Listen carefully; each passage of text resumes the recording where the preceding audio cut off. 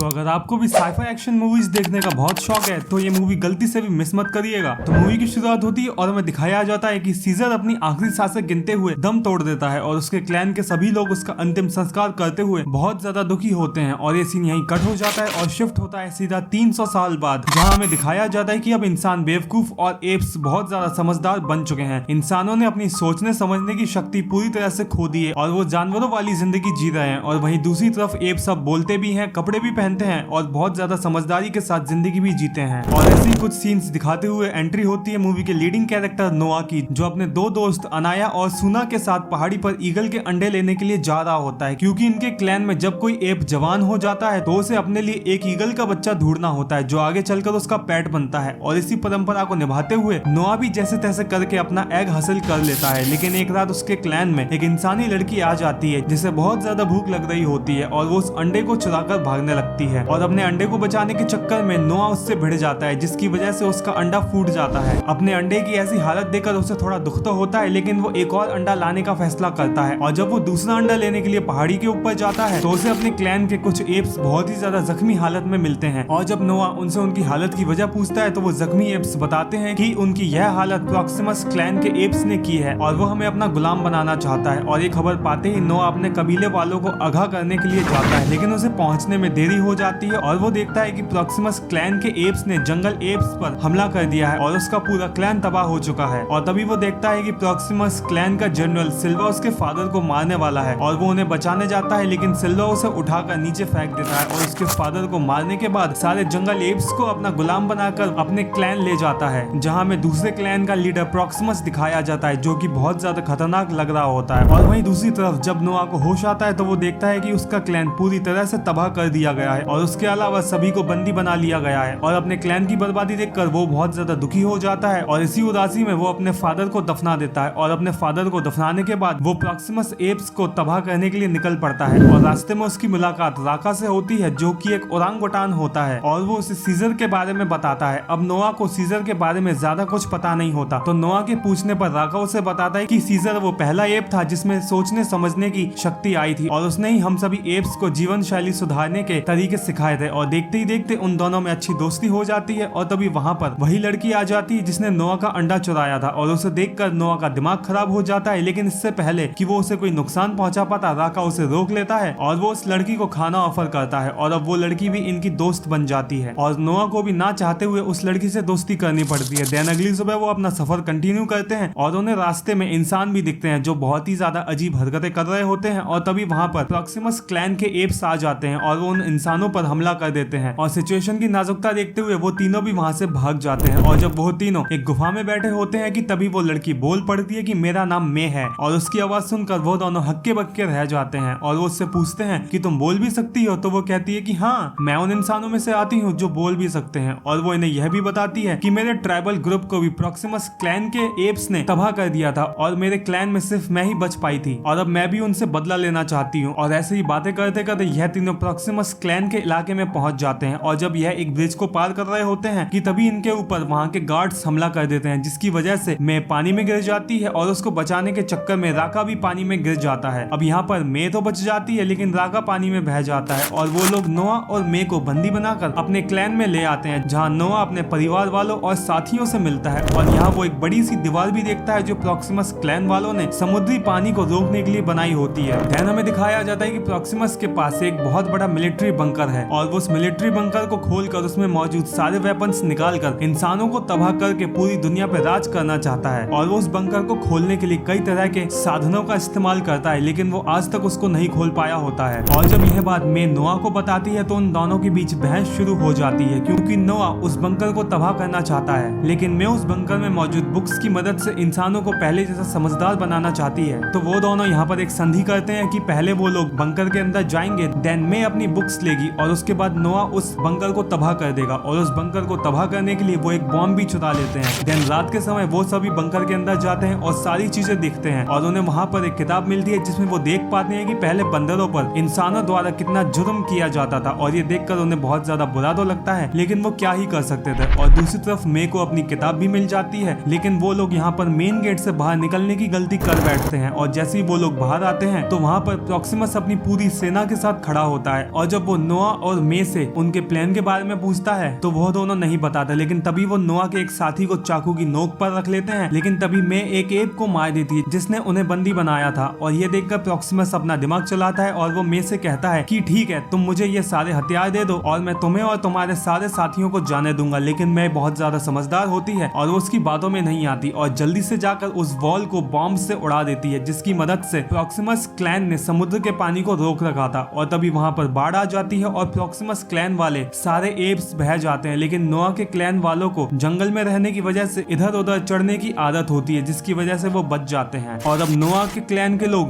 Bunker से बाहर आ जाते हैं और वो अपनी जीत का जश्न मना ही रहे होती हैं कि तभी वहां पर प्रॉक्सिमस आ जाता है और वो नोआ को पीटने लगता है और वो सभी से कहता है कि तुम सब मेरे गुलाम हो और हमेशा गुलाम ही बनकर रहोगे और गुलाम ही बनकर जियोगे। और तभी नोआ अचानक से अजीब सी आवाजें निकालने लगता है। असल में नोआ इन आवाजों की मदद से अपने ईगल पैट को बुला रहा होता है और उसको ऐसा करते देख बाकी एप्स भी अपने पेट्स को बुला लेते हैं। और जब वो सभी ईगल पेट्स वहां आ जाते हैं तो वो प्रॉक्सिमस को उठाकर पानी में फेंक देते हैं। और मूवी के एंड में हमें दिखाया जाता है कि नोआ के क्लैन वाले अपने नए घर बना रहे हैं और दूसरी तरफ हमें दिखाया जाता है कि इंसान बंकर में मिली किताब का इस्तेमाल करके दोबारा से अपनी टेक्नोलॉजी को रिवाइव करने लगते हैं। और अब सवाल ये आता है कि क्या इस सीरीज का 4th पार्ट भी आएगा? क्या प्रॉक्सिमस वापस आकर अपना बदला लेगा? इन सभी सवालों का जवाब जानने के लिए हमें देखनी होगी kingdom of the planet of apps, जो रिलीज हुई थी 9 मई 2024 के दिन और जिसकी IMDb रेटिंग है 7/10। तो ये था kingdom of the planet of apps का एक छोटा सा एक्सप्लेनेशन वीडियो। और अगर आपको वीडियो थोड़ा सा भी अच्छा लगा हो तो फॉर्मेलिटीज पूरी करना मत भूलिएगा। And thanks for watching this video.